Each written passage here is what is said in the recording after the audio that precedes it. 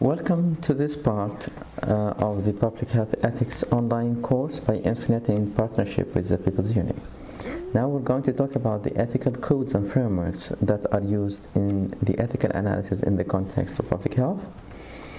Hopefully by the end of this part of the course you'll be able to at least have a couple of examples to be listed of the codes and frameworks used for ethical analysis, and to utilize at least one of them in the identification of potential ethical issues and to conduct an ethical analysis of selected public health interventions.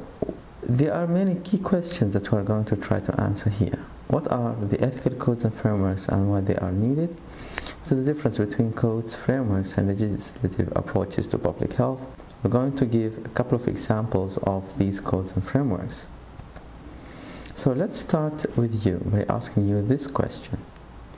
What is or what are the differences between codes and frameworks?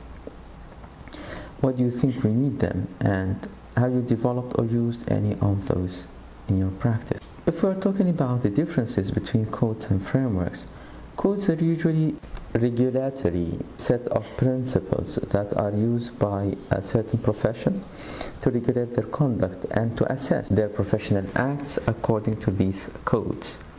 However, the frameworks are more general in terms of their use, and they are mainly and they serve the purpose of helping us in analyzing.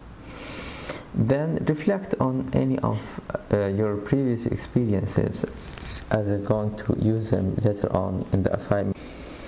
One model is the American Public Health Code.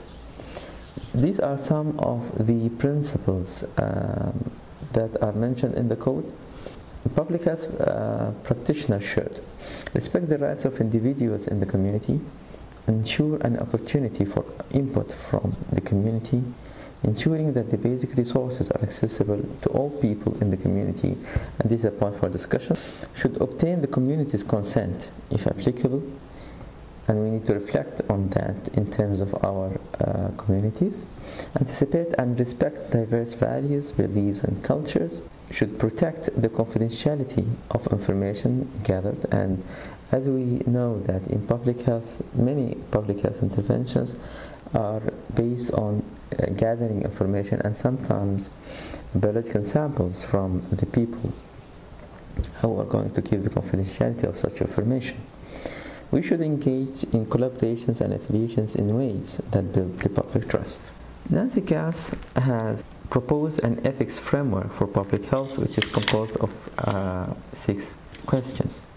The first question is, what are the public health goals of the proposed program? How effective is the program in achieving its stated goals? What are the known or potential burdens of the program? Can these burdens be minimized?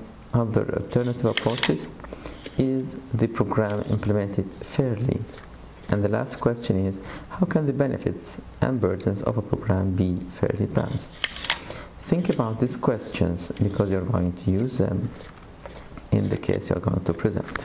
The Nuffield Council on Bioethics in London is proposing what they call the stewardship model in public health. For a public health intervention, the goals are acceptable if they include the following: reducing the risk of ill health that results from other people's actions, reducing the causes of ill health relating to environmental conditions, protecting and promoting the health of children and other vulnerable groups, people, ensuring that it is easy for the people to lead a healthy life, talking about health promotion, appropriate access to medical services.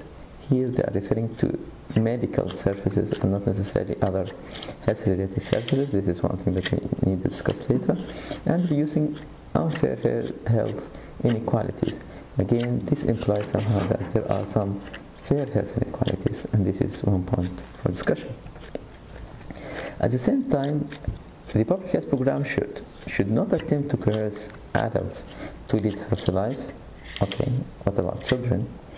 Minimize the use of measures that are implemented without consulting the people, either at the individual level or using the democratic procedures, i.e. the public engagement. and to minimize measures that are very intrusive or conflict with important aspects of personal life such as privacy. Now your turn.